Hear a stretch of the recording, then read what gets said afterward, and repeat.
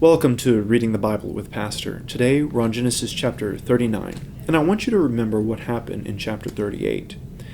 Remember Judah and Tamar, Judah acting upon his lust and having an affair with his daughter-in-law Tamar. Well, as we read through 39, I want you to take a look at how Judah deals with the sin of lust in his life. Now Joseph had been brought down to Egypt, and Potiphar, an officer of Pharaoh, the captain of the guard, an Egyptian, had bought him from the Ishmaelites who had brought him down there. The Lord was with Joseph, and he became a successful man, and he was in the house of his Egyptian master. Joseph becoming successful reminds us of Jacob, his father, becoming successful in the house of Laban. And if we take a look at Genesis chapter 30 and verse 30, "For you had little before I came," that is, Jacob came, "and it has been increased abundantly, and the Lord has blessed you," that is Laban, "wherever I turned." So just like his father, wherever Joseph has gone, God has blessed him, and he has been prosperous in that area. We'll continue on verse 3 of 39. "His master saw that the Lord was with him, and that the Lord caused all that he did to succeed in his hands." So we see here that the actions of Joseph shows the Lord's favor, and shows is an example and a witness to the Lord. "So Joseph found favor in his sight and attended him, and he made him overseer of his house, and put him in charge of all that he had. From the time that he made him overseer in his house and all over that he had, the Lord blessed the Egyptian's household for Joseph's sake. The blessing of the Lord was on all that he had in the house and the field. So he left all that he had in Joseph's charge, and because of him, he had no concern about anything but the food he ate. Now Joseph was handsome in form and appearance, and after a time his master's wife cast her eyes on Joseph and said, 'Lie with me.' But he refused, and said to his master's wife, 'Behold, because of me my master has no concern about anything in the house, and he has put everything that he has in my charge.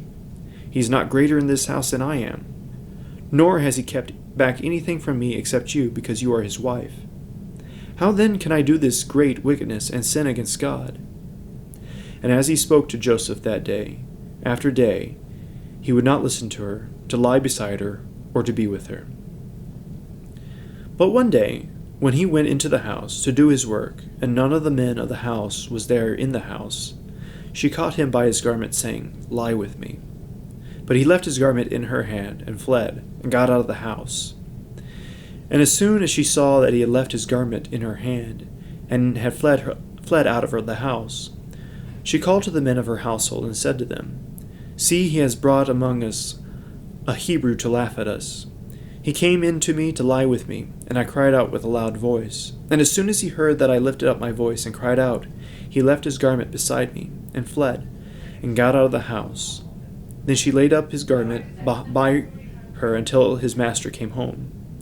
And she told him the same story, saying, 'The Egyptian servant, whom you have brought among us, came in to me to laugh at me.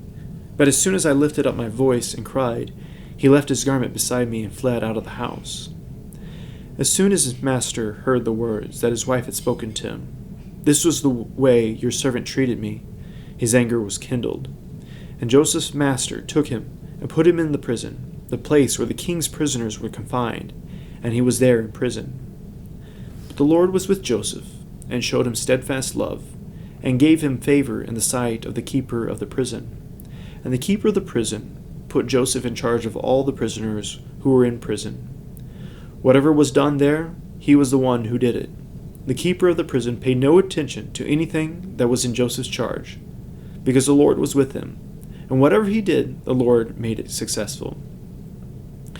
Here, even though Joseph is put in prison, God is still with him and making him prosperous, making him a man of honor, even in the prison.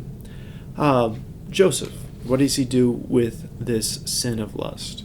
He's tempted many, many, many times to join Potiphar's wife, but he refuses, and shows us that we can do the same, that we can act in God's will and not to abide by that lust. We'll pick up next time with Genesis chapter 40. As always, please subscribe to the channel. You can click that round button at the end of this video, and please share it with others so that they may also read the Bible with Pastor.